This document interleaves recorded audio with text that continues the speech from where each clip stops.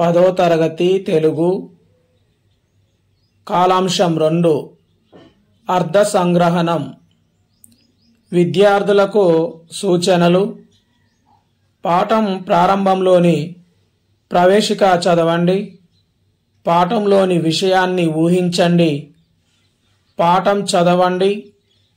అర్థం కాని పదాల కింద గీత గీయండి. వాటి అర్థాలను పుస్తకం చివర ఉన్న పద విజ్ఞానం పట్టికలో చూసి లేదా నిఘంటువులో చూసి తెలుసుకోండి. కీలక పదాలు: సంస్కృతాంధ్ర భాష,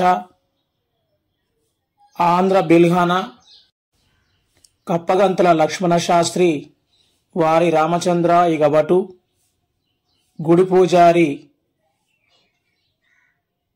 కవి మీర్ తకిమీర్, సామల సదాశివ, యాది. 10వ తరగతి తెలుగు 2వ పాఠము ఎవరి భాష వాళ్లకు వినసొంపు.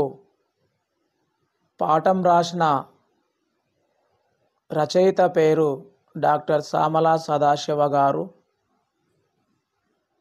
ఇప్పుడు మనము ప్రవేశిక గురించి చదువుకుందాం.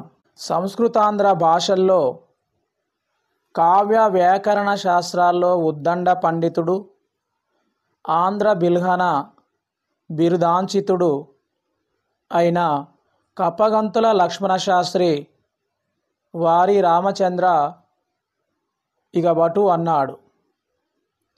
గుడి పూజారి మొదలు మీ కండ్లకు నీళ్లు పెట్టుకోండి అని ఆశ్చర్యపరిచాడు. మసీదు మెట్ల మీద కూర్చొని ఫకీర్లు, బిచ్చగాళ్ళు, బిచ్చగత్తెలు మాట్లాడుకునే మాటలు శ్రద్ధగా విని ప్రజల పలుకుబడిని, జాతీయాలను నేర్చుకున్నాను అన్నాడు భేషజం లేకుండా ప్రముఖ కవి మీర్ తకిమీర్.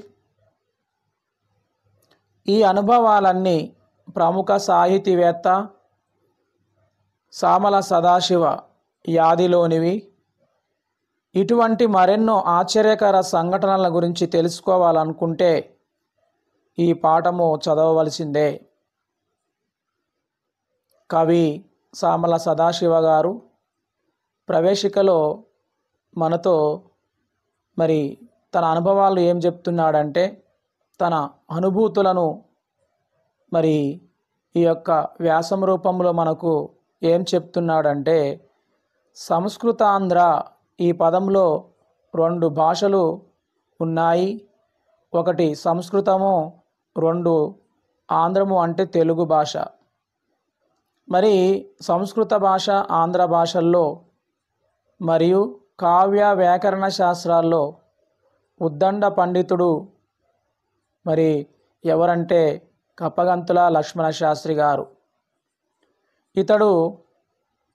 ఇతనికి ఆంధ్ర బిల్హన అనే బిరుదు కూడా ఉన్నది. ఇతడు ఒకానొక సందర్భంలో తిరుమల రామచంద్రరావు గారిని ఒక మాట అన్నాడు. తన ప్రాంతీయ భాషలో అన్నాడట. ఆ మాట వారి రామచంద్ర ఇగబటు అన్నాడు. గుడి పూజారి కొంతమందిని ఆశ్చర్యపరిచాడు. ఒక మాటతో ఆశ్చర్యపరిచాడు. ఆ మాట ఏందని చూసినట్లయితే, మొదలు మీ కండ్లకు నీళ్లు పెట్టుకోండి అని అందరినీ ఆశ్చర్యపరిచాడట. మసీదు మెట్ల మీద కూర్చొని ఫకీర్లు, బిచ్చగాళ్ళు, బిచ్చగత్తెలు వాళ్ళు మాట్లాడుకునే మాటలను శ్రద్ధగా విన్నాడు.